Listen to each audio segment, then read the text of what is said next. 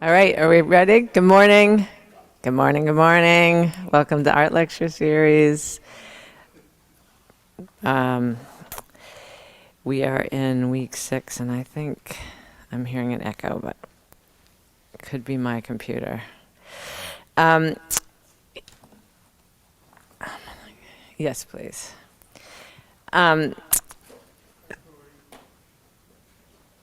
Thank you. Great, perfect. There we are. So I'm really excited that my friend Christopher Paul Jordan is back with us.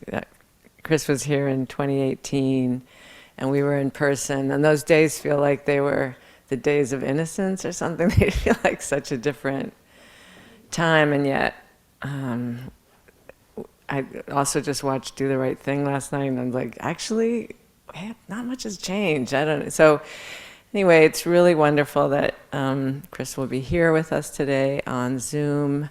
And then we have one more talk this quarter in week 8, which is on the 26th of the month with Jonathan Neufeld, who's a philosopher of art, aesthetics, and music. And he will be here in person. So that's week 8. And I have the wonderful Zoe Skanke here to introduce Chris. So let's welcome Zoe. Zoya.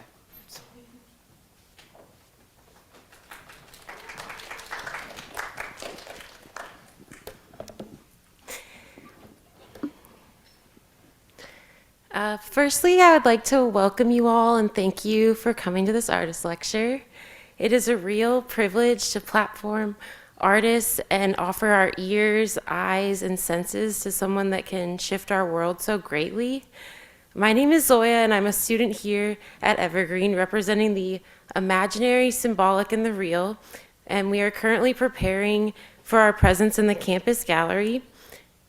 Today, I'm eager to introduce you all to Christopher Paul Jordan, a painter, printmaker, digital artist whose images etch portraits of the community onto public spaces around them. Window screens, debris netting, walls, or bronze become sculptured installations that are time capsules to be buried, peered through, and united. Jordan is an artist from Tacoma, Washington, creating amidst vast urban development and its impact on the surrounding environment and those who call it home. He studied art at the University of West Indies, St. Augustine in Trinidad and Tobago, and went on to receive his Master's of Fine Art in Painting at Yale University in 2023. He has exhibited his art all over the world in galleries and public installations. To highlight a few places, Beijing, Mexico City, and New York. Most notably in our direct neighborhood, the Tacoma Museum, the Seattle Art Museum, and the Frye Museum have been lucky to experience his work. Not only is he one of the 2 Black artists to be awarded the Nettie Artist Award, but the first from Tacoma and one of the youngest. He has also been publicly noticed with the James W. Ray Award, Leslie Lohman Museum Fellowship, the Queer Art Fellowship, and the Foundation of Art Award from the Greater Tacoma Community Foundation. Most recently, this last year, his residencies have included Mahler and Lewitt in Spoleto, Umbria, Italy, earlier in New Haven, Connecticut, and the Banff Center of the Arts in Alberta, Canada, and that was all 2024. Jordan's work as an artist is more than the image. It focuses exploring the traces left behind when deconstructed or removed. Just like graffiti leaves a name, a color, and a design on a gray wall, the shadow and imprint of the person are no longer there. Jordan is closely entwined with the image of the person and the impact people leave once displaced. Jordan's interest in the surface he creates on construction and how it comes apart. His art evokes a drive of belonging to a body in a community and the way Black bodies can belong and be embodied in a community. A quote from his collaborative show with Arnaldo James at the Frye Museum, entitled The Interim, Ritual Ground for a Future Black Archive, Jordan states, "As we witness the exponential escalation of inequity bringing our world to the economic and environmental brink of collapse, I am persuaded that although we may not prevent the end of the world, we can be the seed bankers for a new beginning. I see Black oral tradition as a form of seed banking with the power to germinate additional worlds, regenerative ecosystems, and reciprocal economies. Thank you, guys. This exhibit at the Frye featured a soundproof recording booth in the gallery that was only accessible to Black identified people to record their imaginations, illusions, predictions, desires, and hope for the future. In this quilted collection of voices, collaboratively momenting a chant forward, the inventory was documented, sealed, and buried only to be revealed in the year 2123, 100 years in the future. Yet this time capsule does have a key, encryption, and just like a garden fully blooms, it all started with a collection of seeds. Jordan is inspiring to many artists, especially myself, and I find that the imprint a person leaves on a community to be just as big as the object in that community, whether it be a sculpture or a bridge. I find kinship in the desire to paint or print on things I have access to, and often find muses in the faces of those around me. My own ideals of beauty are also consistent with the faded steps on the concrete and the things buried beneath. My inability to find home in safe concrete structures, but in the faces, hands, and words of those reflected around me, keep going.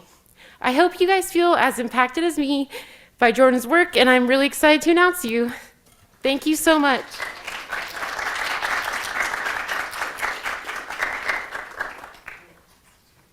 Thank you. Thank you so much for having me. It's really awesome to be able to connect with y'all and come back to talking at Evergreen. This is really interesting because, you know, I don't get to see anybody's faces. I'm sitting here realizing that I just look at this microphone. So I'm imagining your guys' presence and oh wow, yeah, that's so cool. Yes, thank you so much. It's so great to feel your guys' presence. And so I'm gonna talk through quite a bit of stuff, and I'm really grateful for the introduction because it helps me out a lot. But first, I'm just gonna show you guys a video because I think it shares a bit of what my work is like in context, and then I'm gonna talk a lot. So bear with me.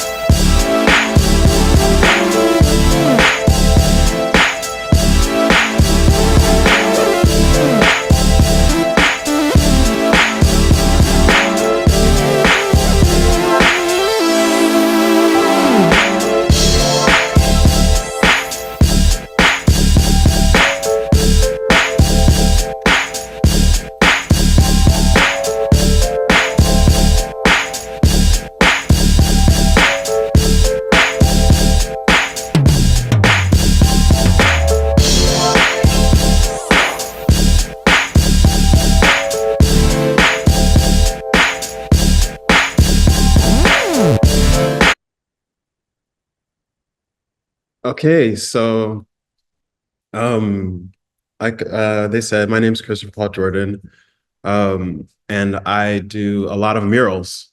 In that video, you got to see me and a bunch of friends transforming this space in Tacoma, Washington, called the Carpenters Union Building.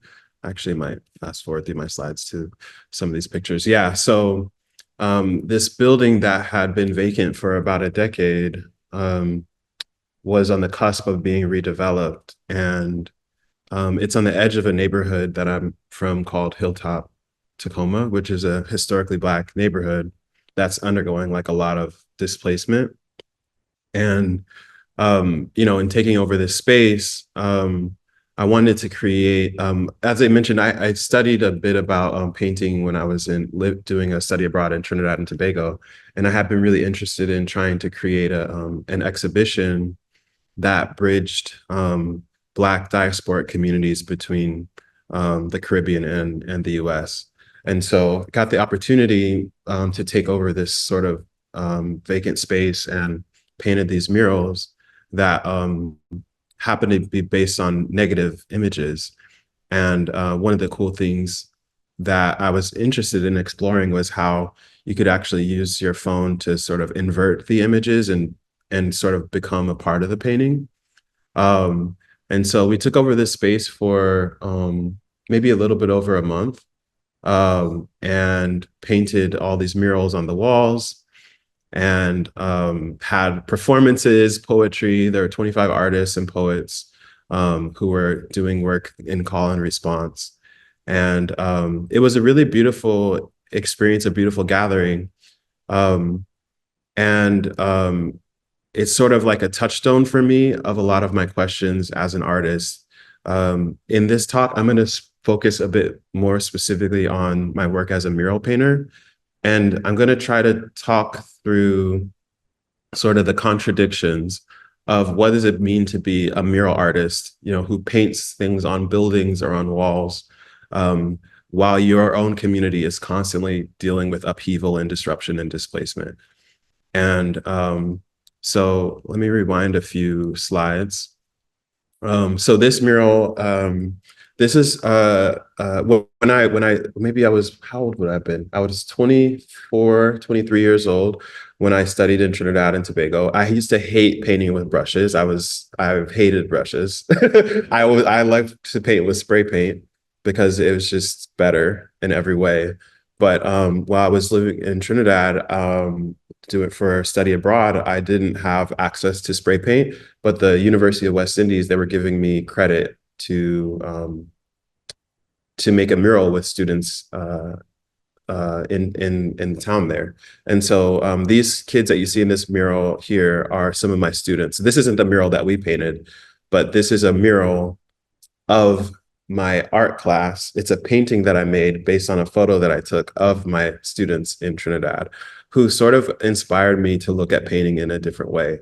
And for me, learning how to paint with brushes alongside them, it has kind of given me a different kind of territory for how I think about painting.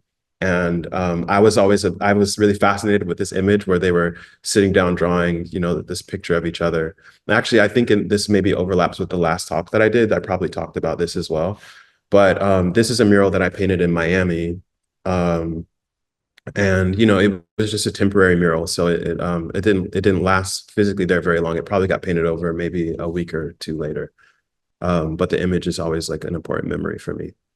So then later I was back in Tacoma, Washington, and folks that know me, I helped run a community center in Tacoma called Fab Five. I was a student of a student of a student. I'm like third generation leadership of this youth organization, where we teach like about mural painting, and we teach music production and dance and all sorts of things. And anyways, in my hometown, in my neighborhood, we had taken over this vacant space and turned it into a community center. And this mural that you're seeing right here is a painting of, I was back in Tacoma, after my time in Trinidad, and I was teaching this drawing exercise where the students sit down and draw each other. And I'm trying to challenge them to draw perspectively. So not to reconstruct the image in their minds, but to try to literally draw what they see.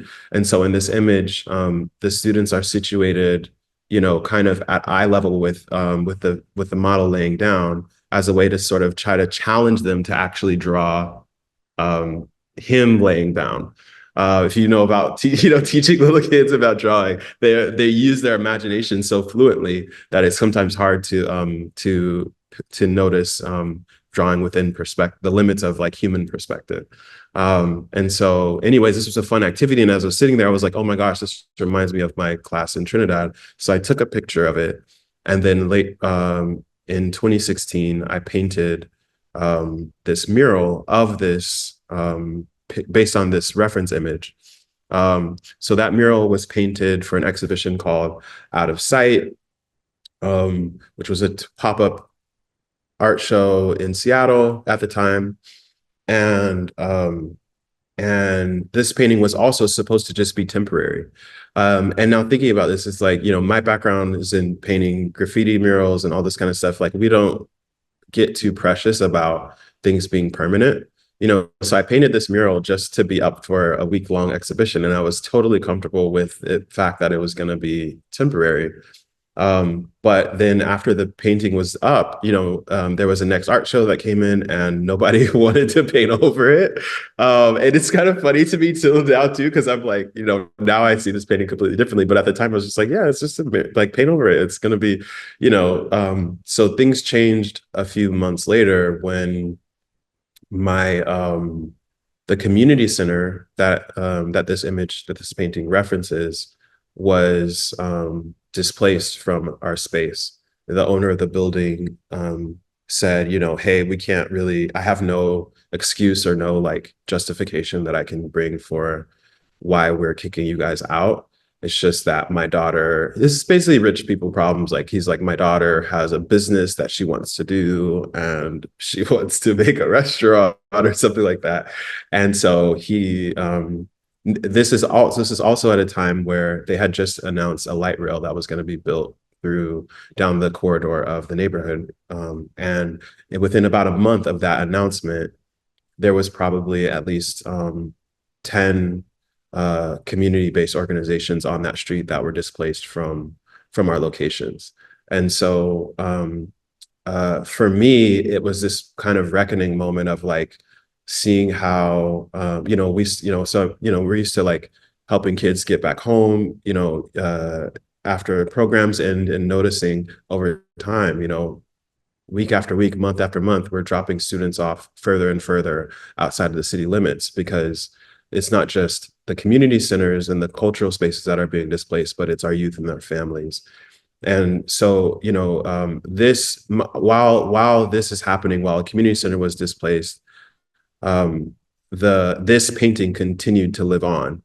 And what became interesting was, you know, basically show after show, nobody would paint over this painting.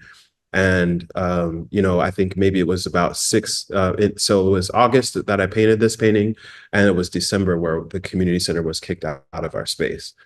And so for me, this painting then continued to live on for maybe another 2 years or so. And it became a touchstone of that memory for me of the space that we are as a community created for each other. And I had been really grateful that this memory, this space, this history was being preserved. And then, you know, a bit later on, this space was redeveloped. And so what happened in this space was that they built a wall over this mural. And so this mural can no longer be seen publicly. It's not visible to anybody, but it's sort of like a time capsule. It's sort of trapped inside the walls. And maybe one day, years and years and years from now, someone will break open that wall and find this mural hidden inside.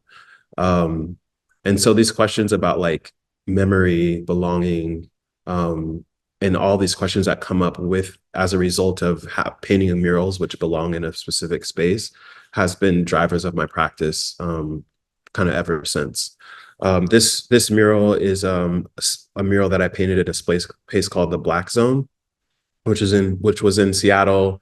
Oh my gosh, it would have been probably, I'm trying to think of the intersection. It's like by it was by an old a Starbucks, like this kind of iconic Starbucks that a lot of Black folks used to go to, which I think was on somebody in my text message is going to tell me where this was, but this place called the Black Zone was like a cultural space that was also in a site that was going to be redeveloped.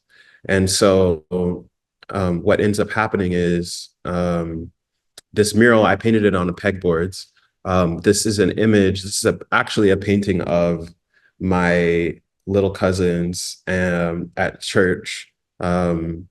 They're performing kind of like some kind of Christmas something.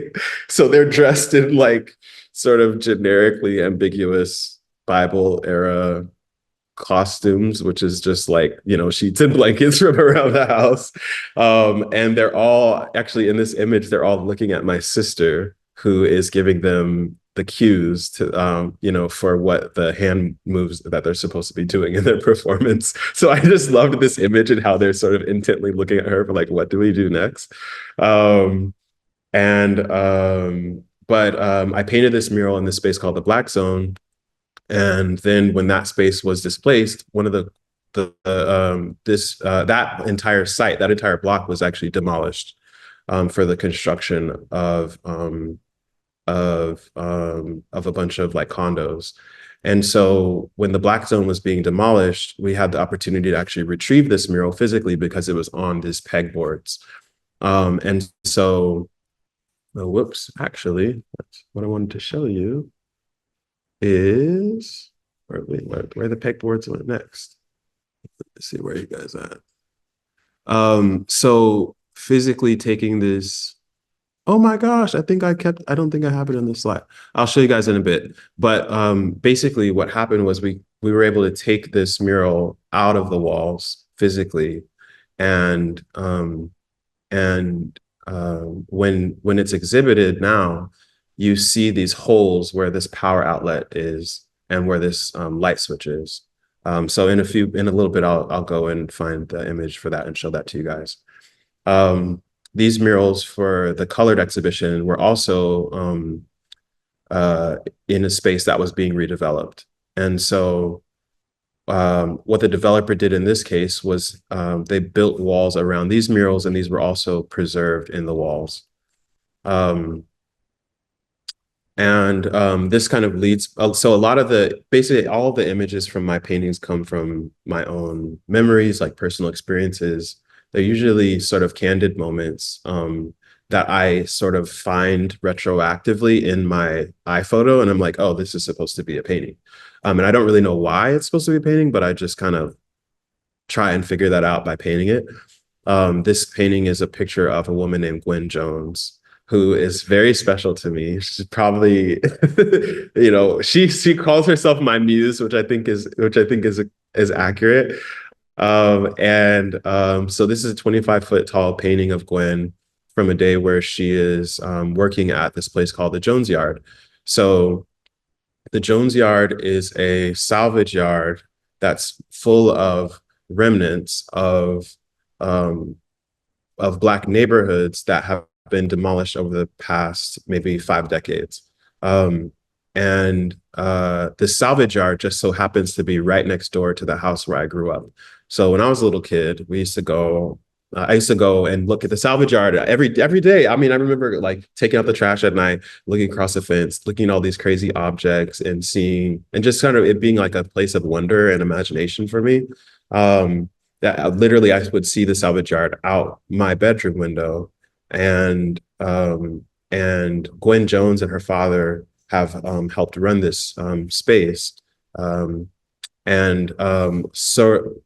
when sort of, you know, grieving this issue of like me wanting to paint these murals but at the same time having cultural spaces displaced, buildings lost, community spaces lost, I started trying to figure out how I could still find a way of painting on those buildings without physically having access to them. And in the salvage yard, they have all these windows, thousands of windows that come from old Black homes and neighborhoods that have been wiped out. Particularly, it's kind of interesting because the salvage yard, so Mr. Jones started the salvage yard as a war veteran when he moved to Washington State because they were constructing I-5. And if you know anything about the history of, like Robert Moses or like, basically just zoning in the US and segregation, these major highway construction projects were always rooted through, were as often as possible rooted through Black neighborhoods, and entire Black communities were just demolished, and it was seen as a way of combating blight. And so they would design these highways to go through these redlined communities. And Mr. Jones, takes fragments from those homes, takes windows, doors, any salvageable objects, and he creates a yard full of them in his neighborhood, so that communities and families can find affordable pieces of housing from which to rebuild. What's interesting is what happens after that is that his own neighborhood, where his salvage yard exists, is then demolished, is condemned for the construction of the Tacoma Dome. So, so this is a neighborhood called Hawthorne that existed where the Tacoma Dome it sits today. So he was forced to take his entire salvage yard and move it up to Hilltop, where I grew up. So you could just see sort of this continuous cycle of uprooting and mass displacement and forced migration that when you look into the stories of Black communities, but just, like right here in the Northwest, you see it happening all the time. And so I didn't know about all the history of the salvage yard when I was a little kid. I just thought it was these cute objects, and but as I grew older and learned more of the history, these pieces of windows became almost sacred to me. I was interested in how the windows you can see in this painting, there's all these windows leaned up against each other. And that's how this space is. It's like full of all these objects that rest together. And I sort of thought of the windows as like an allegory for a diasporic object, right? So it's like a window, it's a piece of a home, and it's never going to go back to that physical place or to that home where it came from, but it exists in the company of all these other windows, and their presence together sort of establishes a kind of a belonging, is my way of thinking about it. And so I started painting onto these windows as a way of kind of trying to continue to be a muralist without having buildings I could paint on. Then I found these backboards and other kinds of objects to paint on from the salvage yard. And some surfaces are really hard to paint, like they need a tooth or they need something that you can grip onto. And so what I would start doing is I would take the window screen and I'd lay it over the window, lay it over the object, soak it with paint, and then peel the window screen back out, and it would give me this groove with which to create a texture that the paint could stick to the wall or to the object. So in this painting, this is another view of the salvage yard, and this is from my childhood home. So I used to hang out on the roof of my family house all the time, and this painting is based on a photograph I took from there. So I would have been probably 16 or 17. So it was probably 2006 or 2007 when I took this picture. And then maybe probably a decade later when I actually painted it. What's interesting in this picture, it's so many weird detours that we can go into, but basically, I guess what I'll say about this poop is that shortly after my family lost our home, I went back to the salvage yard. I was probably just going to grab some more windows to paint and say what's up to Gwen. And I looked at my yard, and I noticed that they had taken the hoop down.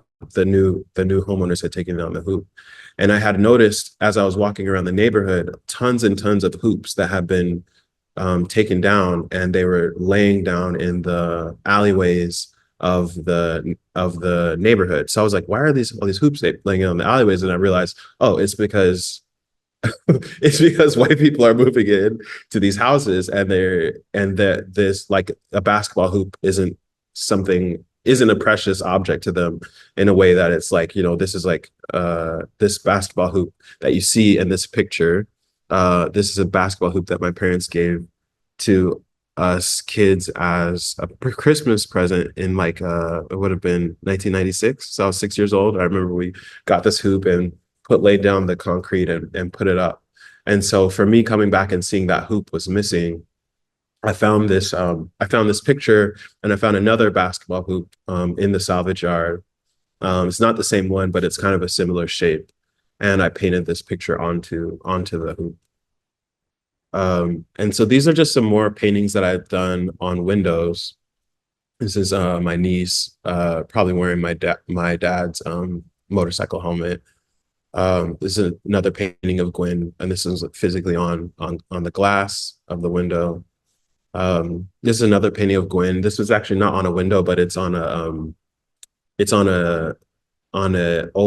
canvas, like a recycled canvas that someone that was like a souvenir that someone gave me. And this is a painting that's on some window screen material that's laid over a physical wood panel. And so, as you can see, basically over time I started playing with these, not just the windows themselves physically, but playing with the window screens. And I was using the window screens originally as a tool, like I said, to kind of create a tooth that the paint could stick to. But then I started seeing the way that the window screens would get this buildup. Like, they would have this buildup of history on them as I used them over and over and over again, for different projects. They would sort of build up this residue.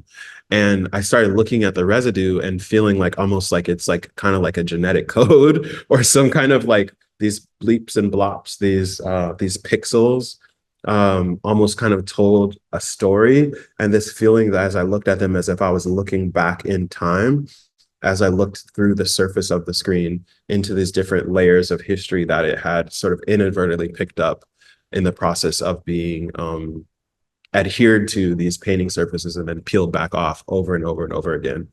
And so something about this sort of buildup was starting to become really important to me, and this as like a metaphor for this cycle of like continuous re-embedding and removal, something being laid down and peeled back off and laid down and peeled back off. But what also fascinated me about these screens was that it was almost like I had this feeling like the little holes, like each little hole almost represented a life, or like these little pixels each sort of encoded something that I couldn't decode it back, but the information is sort of still present in some way or another.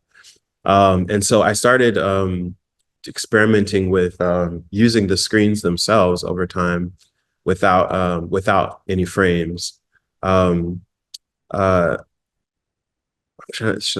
painting is called All Six of Us.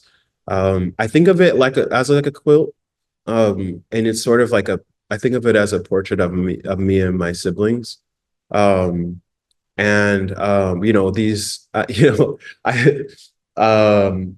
there's a piece of plywood in there. There's all these different little pieces that have their own stories.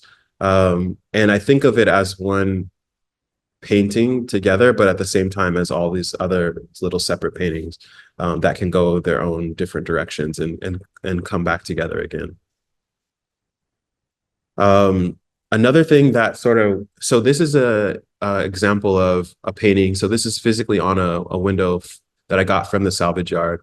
This must have been a window that maybe came from a school building or some kind of industrial space, because it's like a massive window. But I had boarded these windows up with plywood, and then I mentioned that I was using the screens to like create this texture on them. And this window, I just wanted to leave the texture there and see the story that that texture just kind of tells on its own. Um, but what I also noticed was that the texture, I would come in and I would get obsessed with just rubbing my fingers across the surface of this painting. Like it was like, yeah, it was like something was really important to me about touching the painting and feeling the grooves of these window screens, the impression that they had left. Something that's also fascinating about the illusion that this screen is still present, even though only the trace of its absence is what remains.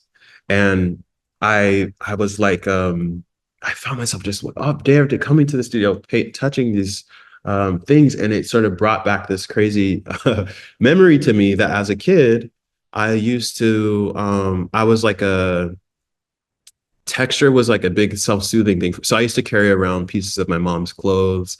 I remember specifically, I used to have this couch in my, there was this couch that my we used to have. I don't know if any of my siblings are on this, and they can they would probably giggle about this. But there was this couch that we used to have that I was obsessed with touching. I used to, and maybe I was like 5 or 6 years old, and I would rub my leg on it over and over and over again, and it was almost like again, it was like some kind of self-soothing like quirk that I had as a little kid.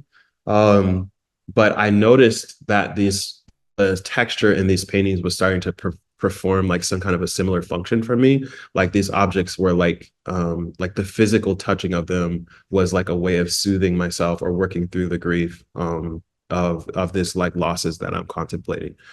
This is another painting of Gwen. And so this one is based on a photo negative, and it's painted on another window from the salvage yard.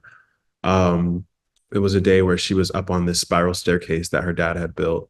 And I was just sort of like fascinated with this image. And so I painted it, the inverted version of it. And you guys saw in the video before, I won't talk about it too much, but how you can sort of see the paintings interactively. And I like the idea of like this sort of like technological interface, like transporting you into a space outside of the physical world where you can encounter and navigate through these memories. They're like kind of can maybe be something like a portal or something like like a like a vessel that can kind of hold on to something. And so I painted a bunch of these images of the salvage yard onto windows that are from the salvage yard. And in this case, this is one that has a window screen that's laid over the physical window. So there's a window frame that's made out of metal. Then there's a wooden board that's inserted into the openings, and then there's a window screen that's laid on top of it. And this is that exhibition that they talked about in the beginning. So when I created these paintings, I was collaborating with an artist, Arnaldo James, really close friend of mine, amazing photographer from Trinidad and Tobago. And we wanted to, it was actually kind of a coincidence that COVID was happening at the time, but because our work was about the apocalypse. And we thought it would be really interesting with the show to create a way for folks to record their stories. And we wanted specifically predictions of the end of the world. And so for the show at the Frye Museum, we built this sort of anechoic chamber, which means it's basically a space where you can't hear anything from the outside world. And you walk inside of this chamber, and there's a little computer that you can speak into, and you can tell it your ideas, you can tell it your secrets. You can tell it anything. And because these recordings are encrypted, those stories are not accessible to anyone else who's living. And then sort of what happens is these recordings are buried in a time capsule. Or excuse me, the encryption key is buried in a time capsule that's on the grounds of the Frye Museum. And so 100 years from the exhibition in the year 2020, 2123, these stories are supposed to be able to be listened to again. It's sort of a riff on the idea that, you know, the literal meaning of the word apocalypse is apparently like a disclosure or a revelation of knowledge. And so there's this idea that when the world ends, it will reveal to us some truths, that some underlying truths about our universe that we've never been able to know or tell. And I was sort of interested in how do the communities, like the community that I come from, who have, you know, over the past 500 years experienced this continual cataclysmic devastation and loss, from the extraction of our ancestors from their homelands, to the trafficking of folks across the Atlantic, to the terrorizing of folks off of their lands in the South, up into then the mass destruction of homes in the cities and then in the North, where people migrated to then the displacement and gentrification of the communities that they call home. You know, in this continuous cycle of like forced migration and loss, what are we who have dealt with this loss? What is it that we know? What is it that we understand about the truth or about the world? And how can we store our knowledge and our insights in a space that is not mediated by the interventions or the editing or the preferences of like a white of a white cultural narrative? Part of what I was inspired by to do this installation was the work of Zora Neale Hurston, who she had created this book, which was kind of like a time capsule, because she wrote she wrote the autobiography of the last known survivor of the transatlantic trade of enslaved Africans. And so this man had survived, and had told her his story, but no one would publish it.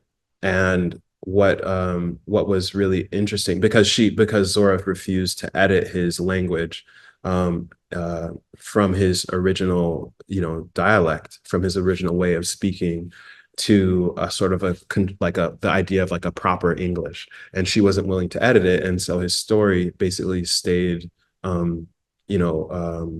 continued to exist for the next 100 years without many people knowing about it, until there came a time where that story could be shared with integrity. And I sort of thought, like, it sucks that there are truths that our time cannot reckon with.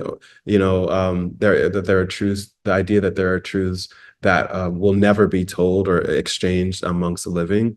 But that, this idea of being seed bankers is, to me, like the idea that Black communities, we're in touch. We come from an oral tradition. We come from a history of relaying our knowledge interpersonally and storing our truths through call and response. And so, how can we create an infrastructure that can hold these stories, so that future generations can benefit from what it is that we know today?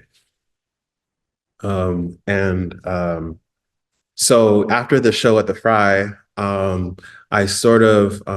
had moved away from home for school, and I was kind of feeling really disconnected. And so I started doing these paintings where basically I got rid of the frames. I wasn't working with frames anymore because it didn't feel true to life. It felt like these kind of loose screens, these stray screens that had come from many different exchanges with my paintings, may hold some kind of something maybe more important than the idea of feeling stretched and even and balanced. And so I started using just the screens and painting on them. This is a painting of a car wash. In this, I think, yeah. So this is my dad. This is a young woman from the church where I grew up. Her name is Azaria. This is a man who's having his car washed, and I painted this piece onto the screen. If you look up closely to it, you can see these like pixels, that has sort of like absorbed. There's a weird way that the brush interacts with the screen material, where the surface tension of the acrylic, if I get it just right, sort of clings to the edges, the interior of the mesh of the fabric of the screen. And I like to play with that and see what kind of, because it basically removes my ability to control what's happening in the painting process. Um, and I think, for me, it's like this idea that when I paint a building, it's not a canvas. When I paint a building, it's not a canvas, because the building has its own history that talks back to me, that talks against what I have to say, that pushes against my intentions and renegotiates, based on the physical space that it's in, or the texture, the buildup on that surface. And what I love about painting window screens is that they have a similar kind of agency, like they have a similar kind of refusal, and they push towards it pushes towards its own ideas of where the paint should live, how it should be held. And so I love interacting. Like, for me, the idea of painting is so connected to like having this conversation with an object that has its own history. And so it's a very chaotic process, because it's very difficult. I have very little control over what happens, but it's also kind of an adventure. And so the next, so one of the funny things, as I continued experimenting with painting on this screen, I kept figuring out that I eventually figured out that I could use the screen to peel paintings off of other things. And so I started experimenting with using the physical screens that sort of came to me out of this salvage practice connected to the salvage art, and using them to peel murals back off of walls. And so the next, basically, for years now, my practice has been me taking paintings and peeling them back off of walls. And I get really interested in the ways that the paintings change as they lose certain amounts of information, or when you peel a painting off of a wall, it also kind of takes part of the wall with it. And the painting will leave part of itself behind. And I've been sort of obsessed with how the painting changes, how the experience of movement changes the painting. And so, when a lot of people see these paintings, they might seem to them like just they're completely abstract, or something along those lines. And for me, I just see history. I see history that's built up on the surface. And but it's almost like it's actually kind of like a grief practice, because for me, peeling the paintings off of things inevitably involves losing a lot, like losing something. It's never going to be the same. And so I think maybe what happened is that, like, as I moved away from home, as I was at school, and as I was kind of dealing with all these questions about my neighborhood, but also sort of, this is a time where I sort of became estranged from my parents. And it was sort of like this idea of dealing with displacement and loss wasn't just an abstract, generic, like neighborhood wide or like macro scale question. It was also a personal question about dealing with the decay of certain relationships, and the losses that are involved with being whole people. And how is it that who am I and who am I becoming as I lose, as certain relationships fall behind? What are the pieces of those relationships that continue to live with me, and what are the pieces of those people that are of me, or parts of me that are left behind by leaving those relationships as well? And so this led to this project I did in Mexico City called A Thief in the Night.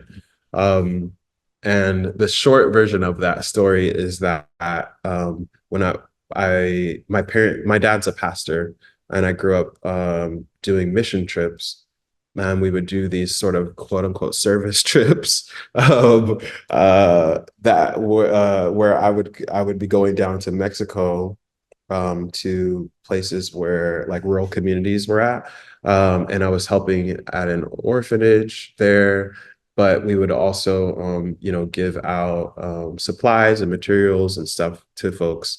And but it was weird because it was led by white people and they had this like kind of like quid pro quo thing where it was sort of like, yeah, we can give you supplies, but only if you listen to this hour-long gospel message or watch this cartoon of white Jesus, or it was always like this weird like, and I always thought it was so strange. And so sort of like this experience of leaving home for me and then being in this like in a white kind of evangelical space started to crack open and break through my like childhood religious conditioning. And so I created this show, going back to Mexico, for the first time in my adult life. I created this exhibition called A Thief in the Night, which is about the myth of the rapture. Basically, when I was a little kid, I was really afraid that, my I was really afraid, you're the sort of generic story is like, okay, it's I'm calling home from school, and I'm trying to get a hold of my mom. I may be in third grade. I'm trying to get a hold of my mom and she doesn't answer the phone. And then I try to call my dad and he doesn't answer the phone. And my heart starts beating like crazy because I am freaking out thinking that my family has been raptured away and I've been left behind. And what's so scary about like sort of growing up like with like Pentecostal kind of like religious conditioning is how easily this like paranoia sets in that everyone else is going to be raptured and you're going to be left behind as like a heathen person. Sort of through therapy, I kind of realized that this was not just this wasn't really just about religion, but that it was like my fear of losing my relationship with my parents because I'm a queer kid, and my fear of my parents like sort of leaving me behind. Um, and so I wanted to do this show called A Thief in the Night to kind of tie in this conversation about like religious paranoia and loss and displacement with this kind of more personal questions about like family separation and estrangement, and thinking about the ways that like my separation from my parents has maybe been both better and worse than what I expected. And sort of who is it that I become as I leave that relationship behind, and how am I how does that experience transform me? And so we put this exhibition together at a space called Naranjo 141 and paired all the paintings with Bible scriptures. There were like physical pages of the Bible that were ripped off and painted and tacked to the walls with each of the paintings. And what you'll find is that like sometimes the residue of one image, becomes the basis for an entirely different painting. Um, and this was also an experience of me like going back to like my photo archive from those mission trips and finding these images that were from my teenage life. And it's sort of weird looking back at these photos. It's kind of like looking at your life through the eyes of a ghost, or this sense of that like you're haunting your own past by re-encountering these images that you haven't seen. And so I painted all of these paintings based on old photographic negatives based on images that I took while I was a teenager on these mission trips. This painting in particular is from a it's called, the name of this painting is Whose Names Were Not Written. And this painting is basically entirely made up of the residue of other paintings that had been peeled off of the surface where it came from. And so, with this idea of the rapture, the whole idea of the rapture is that like the righteous will be taken and the unrighteous heathen folks will be left behind to sort of deal with a series of plagues and condemnations and disasters that fall on the planet. And And so I was sort of interested in the afterlife of the leftovers, you know, the remnants, the pieces of the world that are stuck. And then like, you know, what is it that what's the wisdom in it, that this world holds? Um, what one of the other things that so you see with a lot of my paintings that I'll peel something off and then the residue of that becomes the basis of the next thing. This is one physical example of that where this painting, it's kind of harder to tell, but essentially this painting was then peeled off of a wall. And when this was peeled off of the wall, this is the paint. This is a painting that's created from all the residue that that painting then left behind. And so it's sort of this continuous cycle where I could almost build like a family tree out of all the paintings and show the different elements that come from where and who comes from, you know, which ones are cousins, which like there's just sort of like all of this uh aspects of the paintings that they carry forward traits that are perhaps latent traits of a previous iteration. Um, and so when you're looking at paintings of mine that, you know, are seemingly just abstract, this is sort of the process that I'm working through. And then sort of maybe as I, you know, move towards wrapping up, I'm going to show you guys just a few things that I've been working on really recently or more recently. So this is another painting that is based on a old childhood photo, and it was painted on the screen, peeled off the wall, laid over another painting, and then peeled that off. And so it sort of just has multiple images converging together within the surface of this window screen. And the screen itself was kind of somewhat damaged by the process of being peeled off of the wall. But after that, I've started getting really obsessed with tulle and sort of thinking back to like when I was a little kid, how I would take sections of my mom's clothing. So like silks or pieces of shirts or, you know, parts of the kind of like soft fabrics that she had. And I would carry them around like in a kind of like a Linus type of a thing. So I hold these pieces. I used to hold on to these pieces of my mom's clothes, and these are like more soft kinds of fabrics that were really, I guess they were just probably really comforting for me, you know. And so I've started to sort of experiment more with more fragile kinds of surfaces. Actually, I wonder how she would feel about me saying this publicly. I don't know, but there's a painter named Jennifer Packer who was, you know, she was at one of my crits for in school, and she was like, "It seems like you're putting these paintings through a lot." You know, she's like, "It seems like you're putting these paintings through these surfaces through things that maybe they can't physically handle."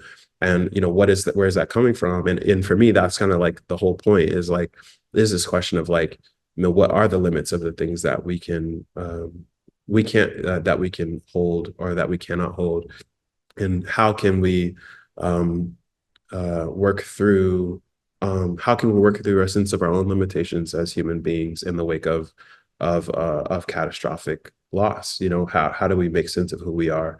And so I've gotten into really working with these they're almost invisible. You can barely see the edge of this painting because it's sort of like it's just this really fine tool, and it's just holding on to a few traces of other paintings that have been left behind.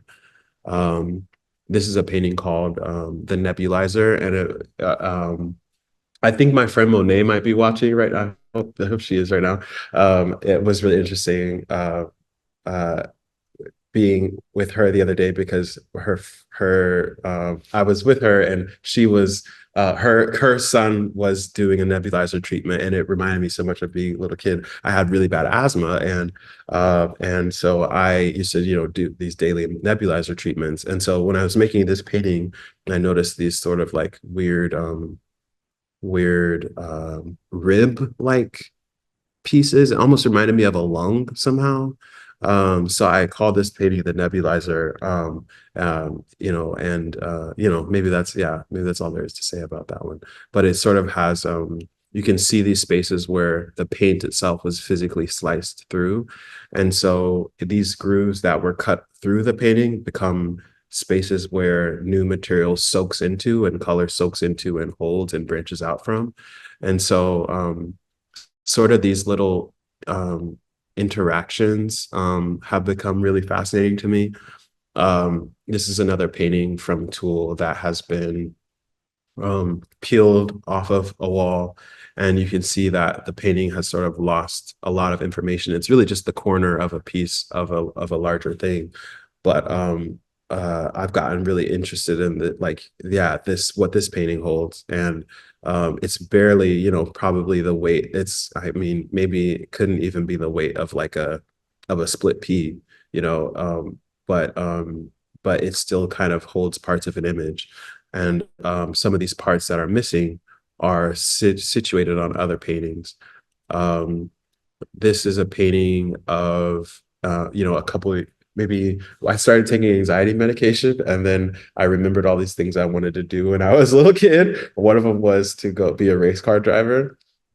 And so talking with my friends gave me these like bucket list assignments and things to do. And I realized, okay, I want to try in a race car that I can drive. And I found a Groupon in Northeast Connecticut. You can apparently get race car driving lessons for like $120. And so I was like, that's not too bad. And so for my birthday present that year, I went on this race car driving trip, and I went by myself, but I had the person who was teaching the lessons take this picture of me. And so this painting is painted onto Tulle, and the missing spaces, the material itself is so thin that you can't even really see you just see the wall. And what's been cool for me about these paintings is they're kind of like, I think of them almost like ghost murals. Like it feels like I'm painting something that is on a wall, but at the same time, it's not. And so these paintings are like missing bits and pieces of information, but and they're very fragile, they're very thin. They almost, you could easily tear it apart if you just pulled at it the wrong way. But yeah, they're like little ghost murals that are like hold these little different memories and moments from my life. Some of them people see images, and sometimes people can't see the image.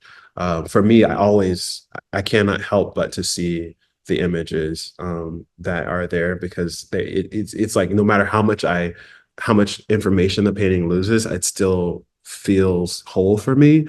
And that's one of the things that I love to explore with like doing exhibitions and stuff, is looking at what do other people see when they see the remnants of something, or do they even consider it to be remnants, or do they just see abstract noise.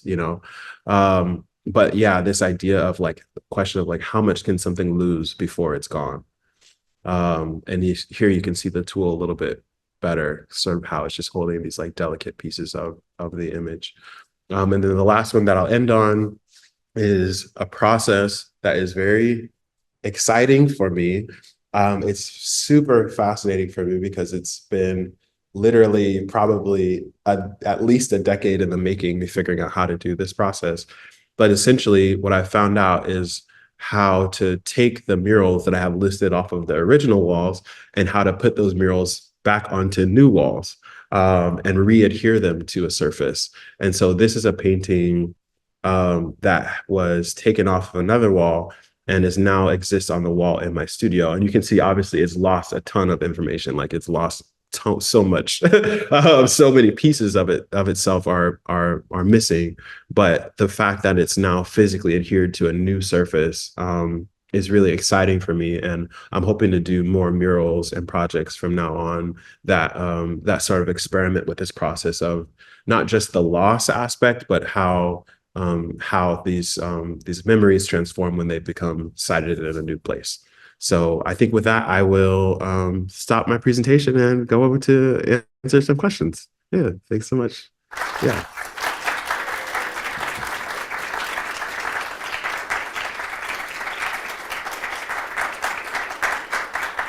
All right, now actually, there we go, all the way around. Da, da, da.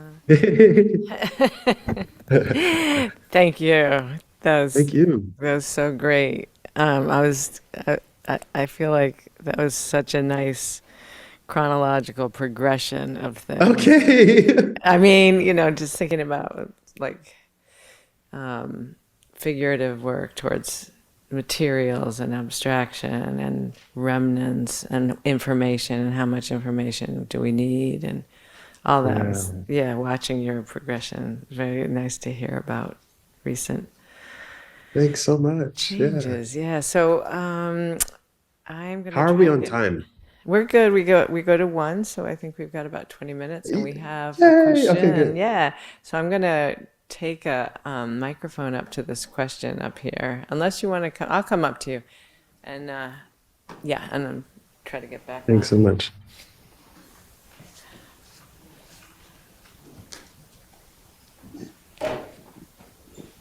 Thank you.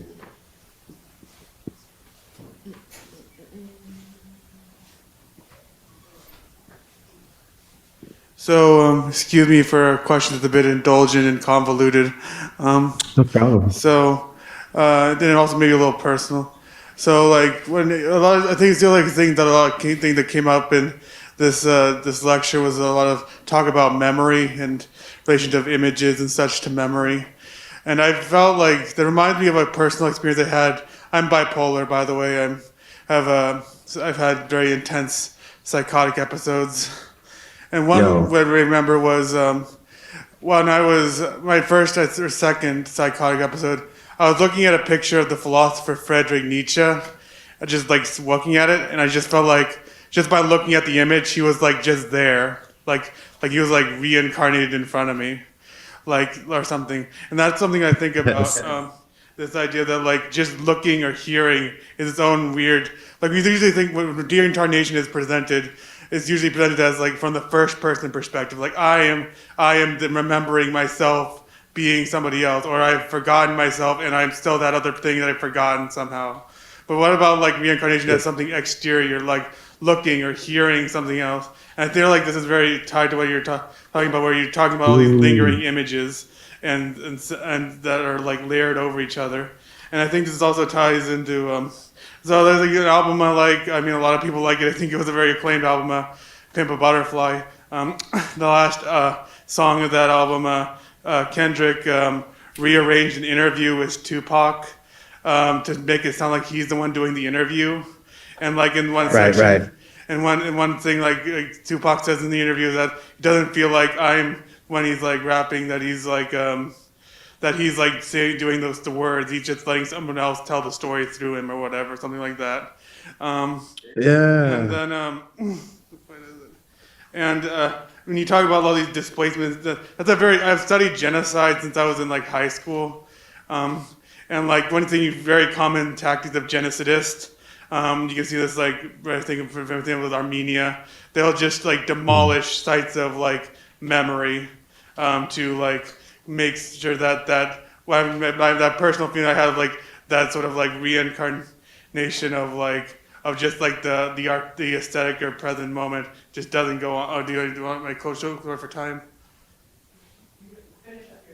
Yeah, but basically, have you thought about this notion of like sort of like third or second person reincarnation through the reiteration of images, and how that maybe ties to like maybe it seems like it ties to some stuff to like the Black experience as well, and the displacement and such. Yeah. I felt that, yeah.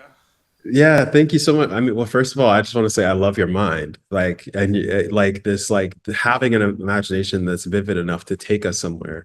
I remember being when I was in grad school.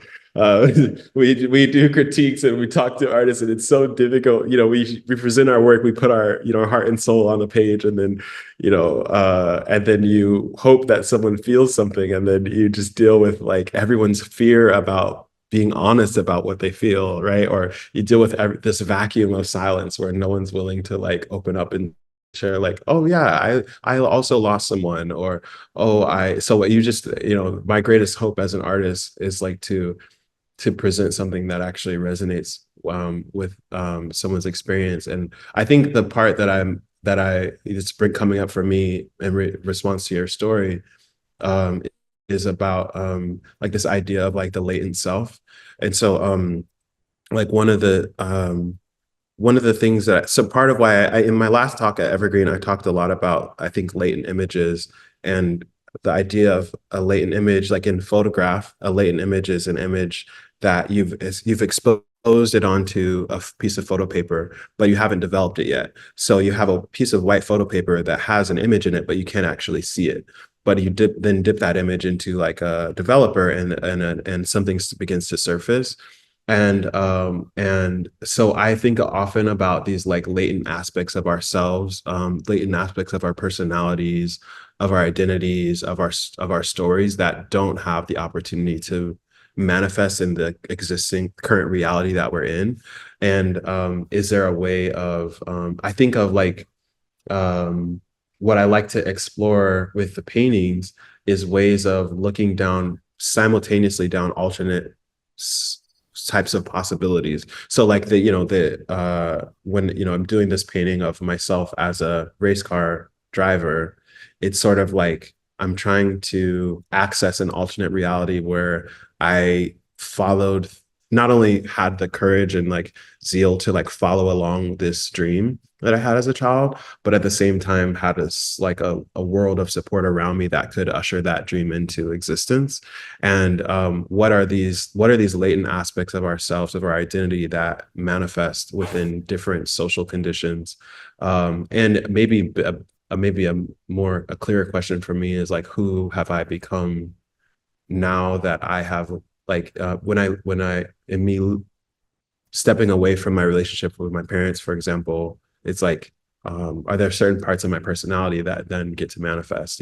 Like when I was in Trinidad, I went to Trinidad and Tobago to do study abroad. I didn't expect, oh, I'm going to end up in my first queer relationship, because I'm away from home and there's not a pastor and pastor's wife looming over me every day. I would have expected to go to Trinidad and like be in the closet because I've heard all these narratives about it being homophobic, and it ended up changing my life in all these ways. And I found this really incredible queer community there that has really shaped who I am to this day. And so like I think this like idea of like how a painting, we can follow a piece of work of art back through a set of social conditions, but we can retrace our steps through different alternate psychological paths of who we are or who we might have been.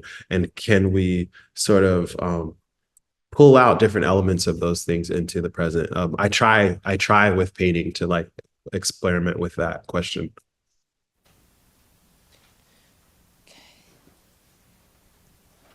We turn the mic on for 1 sec. Okay. I also want to invite anyone who is on Zoom, if you want to put a question in the Q&A, I can read it out. Yeah, hit me with the zingers. Here comes a question right now. Hold on. Oh, sorry. First of all, thank you so much for coming and talking to us and sharing your work and just like being so vulnerable. I found it like really resonant and like super generative because I've been at a little bit of a block in my process, and I feel like a lot of the things that you're talking about, gave me some new directions to explore, which is like really exciting. So thank you. That's a big gift to have been given. I don't know, in your work and process, I was kind of seeing a lot of like recursion and self-reference and sort of, I don't know, I kind of picked up on you maybe seeing like your life and your work as like a continuum that you're tapping into at these different points, or something that like is existing, that you're drawing from all these different points. And I was just curious, like especially in the like you were saying that you can see the images. To me, as someone who like hasn't lived your life, they struck me as more abstract, like the sort of pulling the screens off of stuff. And I was just curious, your relationship to beginnings and endings in terms of pieces, as you're like taking these screens that have gone through all these different cycles. Like at what point, obviously I think there's probably a functional component of like the screen just has so much paint on it that you maybe can't use it anymore, but also like at what point do you realize that, or at what point do you get to step out and step into a new piece, I guess? It's a really good question. You know, it's why I really am not sure that I've found a coherent answer yet. Here's what I love about working with unstretched materials is that because they are not fixed to any physical surface, they can always be sort of cut into and reworked, or I can always take a section of something and slice it up and then sew it onto something else. And I'm trying to yeah, so this idea of like when the painting finishes, let me see if I can, I'm going to share my screen with you again and then see if I have an example in here. So this is a show I did at Veronica in Seattle. And it in these paintings, like here, there's these little triangles that are cut from other paintings, and they've been sort of soaked through with paint and to adhere them onto the surface.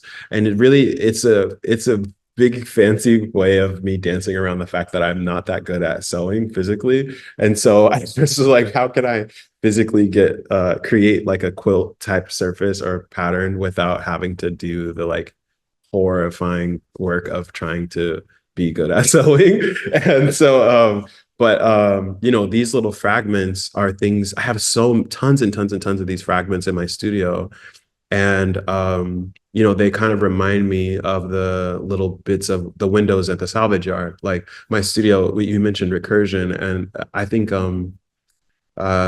there's this idea that living systems are actually constantly recirculating and recycling information and material. And I want my studio practice. It's less for me about having an individual work feel complete or feel whole, and it's more about having the ecosystem of a studio connect to the community experience, that be a reflection of the community experience I want to have, which is one where, you know, in the wake of different losses, in the wake of different crises or challenges, you know, home is an encounter that can be reimagined and built out of the remnants of what has been lost. And I think that, like, actually sort of one of the things that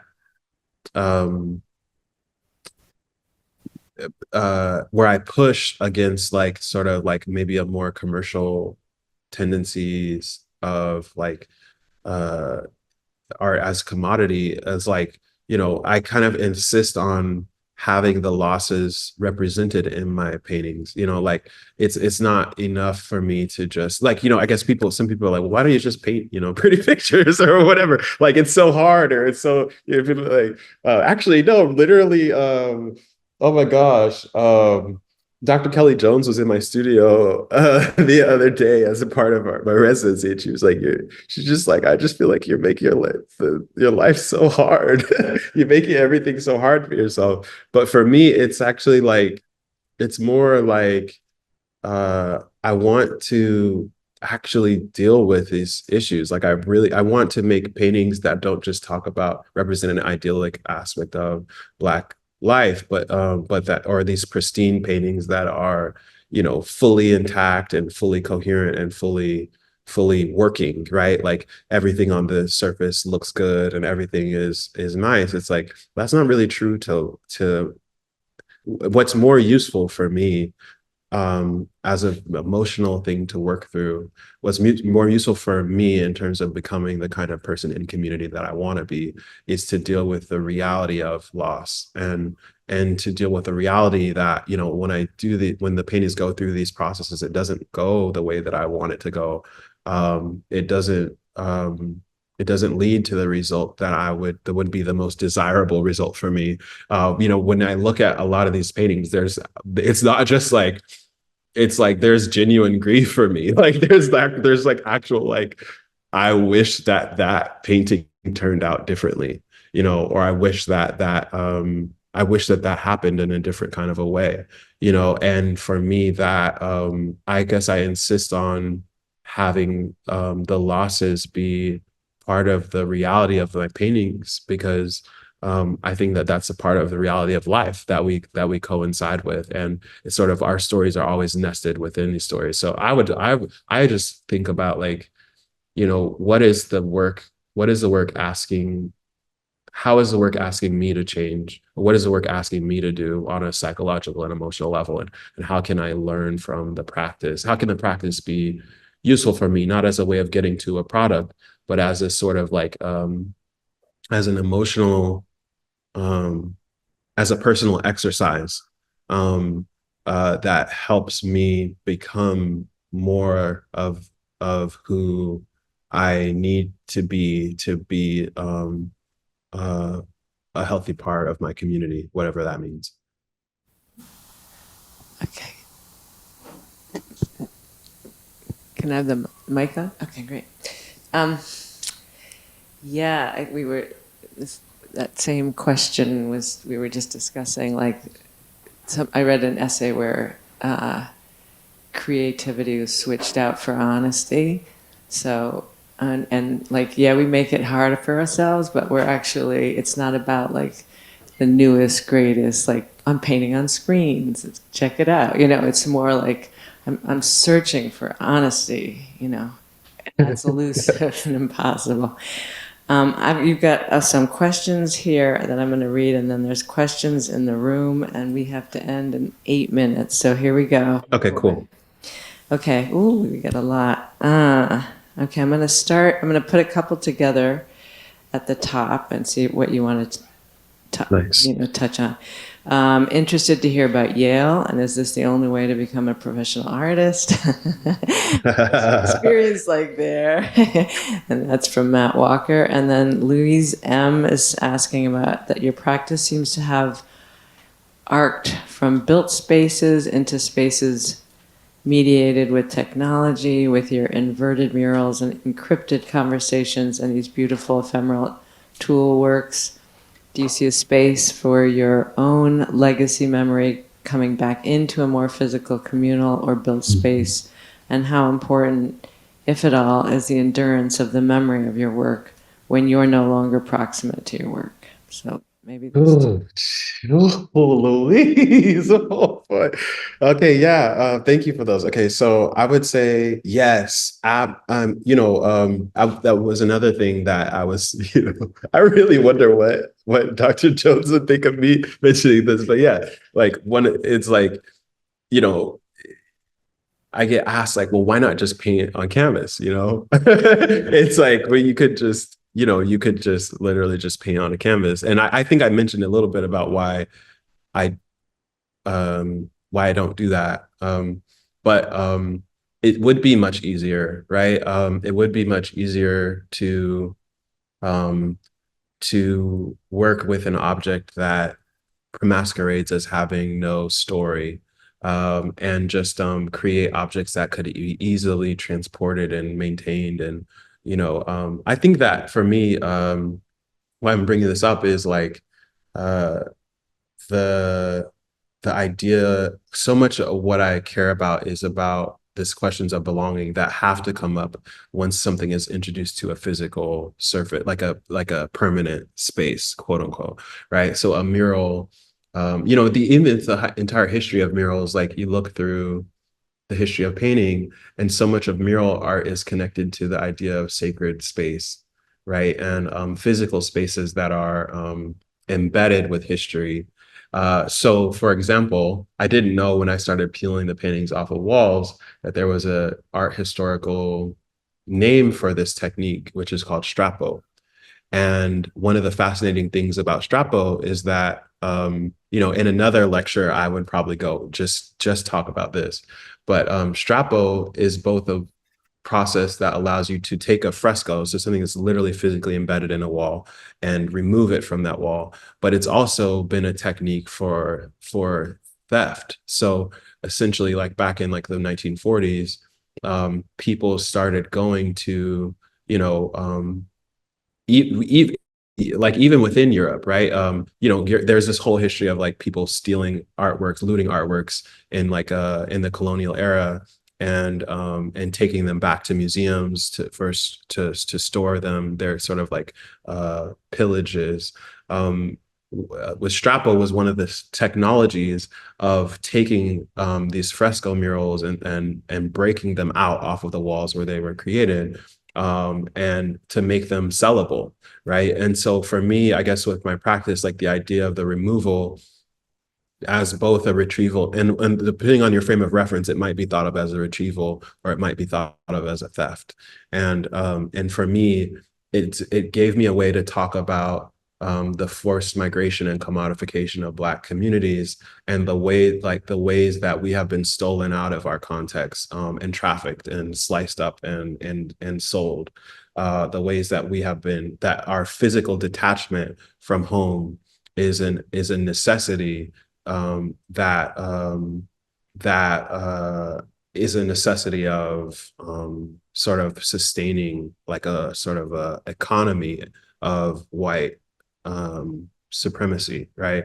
And like so for me, the Strappo process is like it was fascinating to find that people in history had dealt with the way it's this idea that the idea of preservation and the history of preservation within the history of Western art is inherently also linked to the idea of pillaging and looting.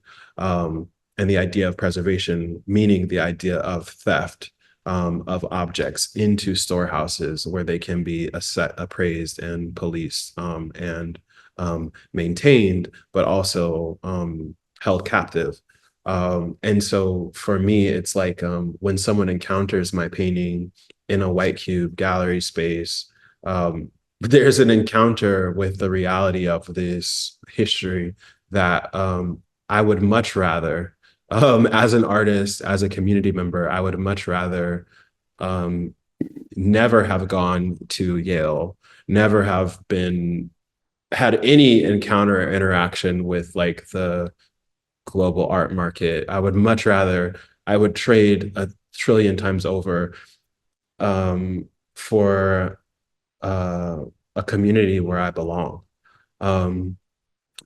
Through loss and through these changes, my community has also changed and my community has grown.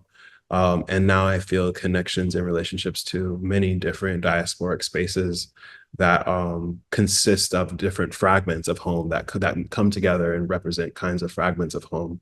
But to the person who asked about school, I would say, the emperor has no clothes. And part of the biggest grief of going to like a really sort of exceptional art school, particularly as a Black student, is reckoning with the reality that the space cannot really hold your brilliance. And so you learn to represent belonging and community together. And the best thing that, there's this artist, David Walker, who was part of my cohort at Yale from the graphic design program. And David said, well, we, as Black students, we come to Yale to wean ourselves off of any attachment to white approval. And so I also don't know how David feels about me quoting him here, but I think about the ways that we, as students, have created and represented home for each other. So many of us who have gone so far in order to try and build something, and I'm grateful that I got to connect through school with other really, really brilliant people from all over the world who are dealing with some of the parallel questions to me. But that space is sort of imagining that space can offer you things, maybe through loss, right? Maybe through the work of grieving, it can.